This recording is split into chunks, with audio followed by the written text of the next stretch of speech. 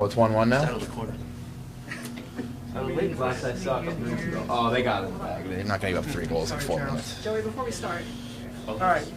We all had a colleague, Andy Ide, Okay, yeah. who you got to know a little bit. Yeah. And there's some people here really close to him. I sat next to him in the press box. We lost him in season 1. Mm-hmm. But one of Andy's favorite things to do, which he did a lot, whether it was NHL, Western Hockey League, whatever, was tell stories and little anecdotes about what a player said. Okay.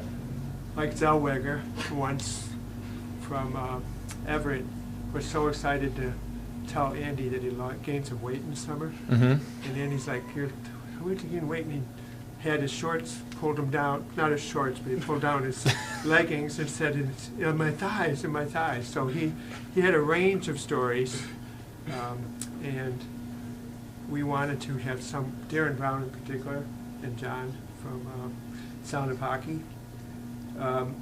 They really wanted to give an award to a player who allows us to go out and tell those stories and do the anecdotes, because we want fans to know a lot about you guys.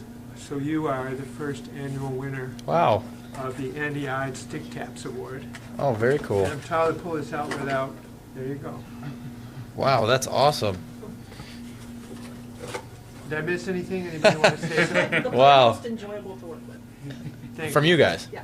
Oh, wow. Thank you guys so much. Appreciate it. Thank you very much. Yeah, no, this is very cool. I feel very honored. Andy was, I didn't get to know him super well, but he was always an awesome guy and great person to have around for us. So this is very special.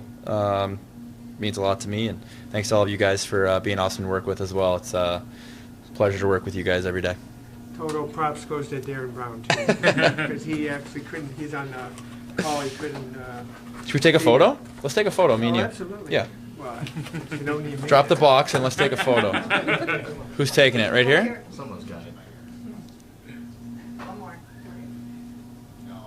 Very nice.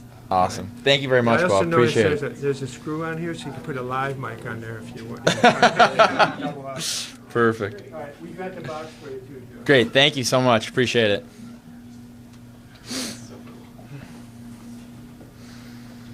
Well, to transition from that, I guess, what are you thinking about the season as a whole? What kind of sticks in your mind about your guys' season collectively and yourself personally? Yeah, obviously disappointment. Not making the playoffs is obviously, it's tough. We all want to be in the playoffs. We all want to be fighting for the Stanley Cup, and we're all competitors and we want to win. So it's tough when it's not going your way, but I was really proud of the way we finished out the season. I think since the deadline we were above 500, and that's an easy time to just say, hey, we're not going to make playoffs. It is what it is. Let's just mail it in. And I got a lot of respect for the guys in our locker room and the way we competed throughout the end of the season. And I think it showed a lot of character. But yeah, obviously disappointed to not make playoffs. And I think I said it last year, but same kind of thing this year. We're going to hopefully use that as fuel this summer and come back ready to go next season. Joey, what does the summer look like for you? I mean, you played a big chunk of games Yeah. this year. How much time is recovery and then getting back to work? Yeah, it's going to be a lot of recovery focus for me. Going through the season, I was relatively healthy, knock on wood, knock on that head, throughout most of the year. But yeah, it's inevitable that you're not going to feel great towards the end of the season. And priority number one is just getting the body feeling good, and then after that we'll be laying a base in the weight room for next season so that I can handle the load of 50 to 60 games again. And I think, the fact the last 2 years I've stayed pretty healthy and played over 100 games the last 2 seasons means I'm probably doing a pretty good job with my preseason prep in the weight room. So pretty much stay the same in that regard and maybe just tweak it a little bit based on my summer goals. And then, towards the end of the summer, hop back on the ice and start getting back in the swing of things. I think it's important to take a break away from the ice, more mentally than anything. It's an absolute pleasure to play in the NHL every single night. Like I was thinking about it last night during the game. I was getting sad during the game, looking up and looking around during the game and seeing all the fans and looking up in the stands, and there's nothing like it in the world. It's the absolute best. But it is a mental grind, especially being a goalie and knowing that the game basically hangs on you every single night, and it's important to take that break mentally away from the ice. So I'll be doing that, but towards the end of the summer, ramping back up on the ice and getting ready to go for the season. Are Worlds a possibility for you? Do you know yet? Or is that something you're considering or not? Yeah, it's a possibility. We'll see, I guess, is the best way I can put it. 2 questions, please. First of all, is there such a thing to a goalie as too much work?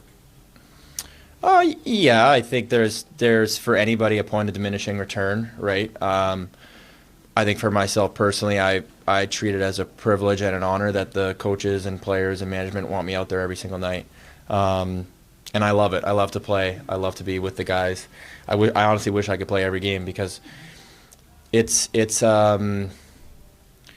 for me, it's like I'm suiting up for battle with them every single night, and I want them to know that I got them every single night, and I'm going to go out there, and some nights it's not going to go my way, but I'm going to leave everything I have out on the ice and compete as hard as I possibly can for them. And some nights even knowing, hey, I've played 14 out of the last 15 games, I got nothing in the tank, but I'm still going to suit up with them and give it everything I got tonight and leave it all out on the ice. I think that's really important. So for me, yeah, I just love to be out there with the guys. And the other thing is, and this really impressed me, and it wasn't about your play and goal, but the game is over. You lose the game, the season's over, and you've given up 6 goals, and yet you're still out there applauding the fans. And I thought that was really above and beyond what a player is expected to do, and I wanted to know why and how you're able to do that. Yeah. If I'm being totally honest, it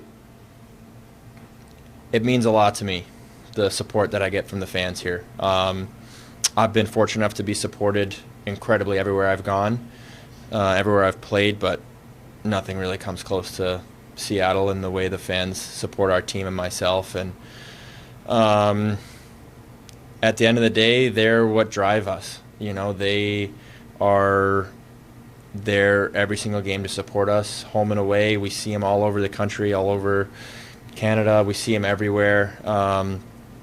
And yeah, obviously last night's game was not the best, and it is what it is, but I didn't want to let that one game diminish a whole season. And the way they've supported me throughout, I've been with Seattle 4 years now, and especially the last 2 years where I've been here for the full season. I didn't want to let that kind of diminish anything. And yeah, I just think it's really important to acknowledge and be grateful for the support that they give me every single night. And I think as a guy who made the NHL a little bit older, it took me a long time to get here. I think it makes me really appreciate and be grateful for the fact that I get to do what I love in the coolest setting ever, every single night. And the facilities we have, the organization we have, the people in our organization. I mean, Climate Pledge Arena is world class, and in my opinion, the best place to play in the league.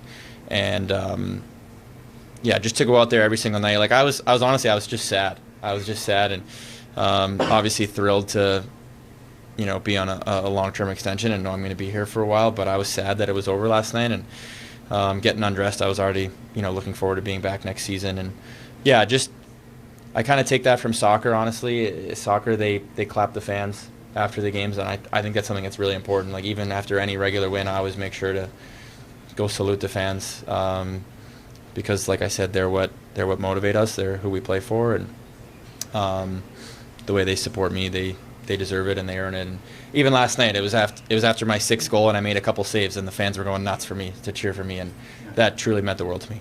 Well, you rose to the occasion, and it was impressive. Thank you. Hey, Joey, one of my favorite behind the scenes this year is watching you help Nicky pack his bags for his equipment for the road trip. You've seen 3 guys come through that had that first experience. What was that like? Would you talk to those guys about that?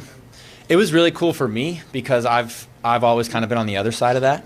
So to be the older guy and have some young guys come up was really cool. And I said to all of them, I was like, hey, you got any questions? You let me know. Like, I remember coming up and I just was kind of eyes wide open and trying to take it all in. And you don't really know anything, even as silly as, hey, what time are the meetings? Hey, what time does coach come in and talk to us? Hey, what time do we go on the ice for warm-ups? Like, I had all these questions, and I just wanted to know that no question was a bad question, and I was going to be there to help them out with whatever they needed, because I think that's something that's really important. And Stez, Coco, Aussie, they're all great people, and just really good goalies, and it was fun to get to.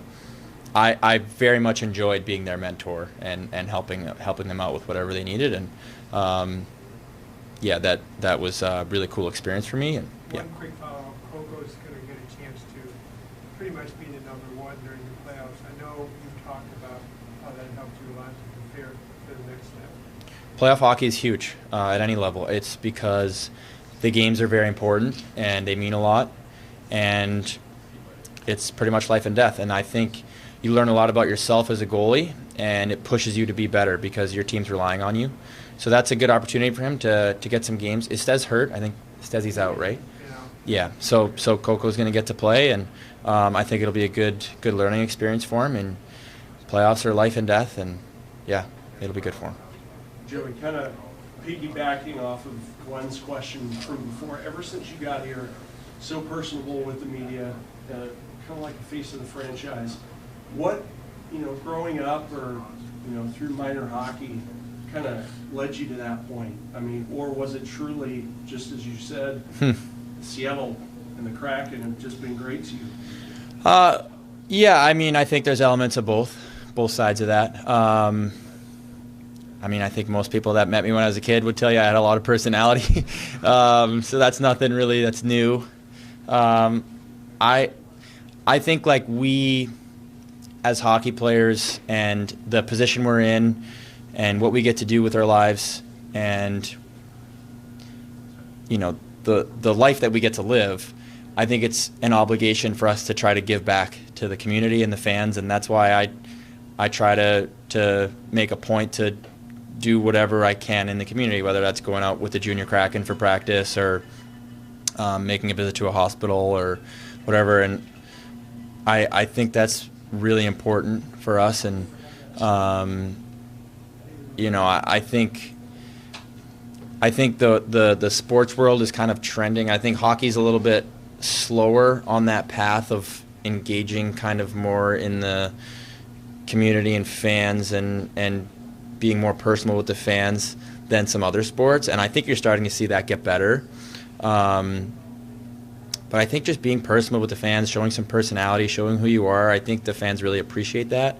And, even with like my social media stuff, just trying to give them a little bit of a insight, to who I am and the kind of person I am. And I think that goes a long way. And I think its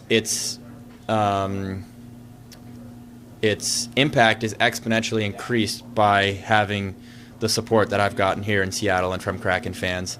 Everywhere I go, people come up to me, and most of the time they just say, "Hell yeah, Joey," or give me a fist bump and keep walking. Like, they're like, "Hey, he probably doesn't want to go talk to a million people on his afternoon off, but they still want to say, hey, we appreciate you." And I was walking at Pike Place a couple weeks ago, and someone just stopped me and just said, "Hey, we appreciate you, and you're the reason we kept coming back," and said, "Have a good day," and kept going.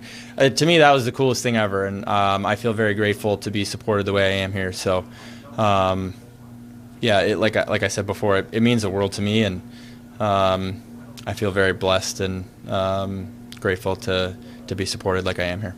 Joey, in your view, what does this team need to do to get where you want to go?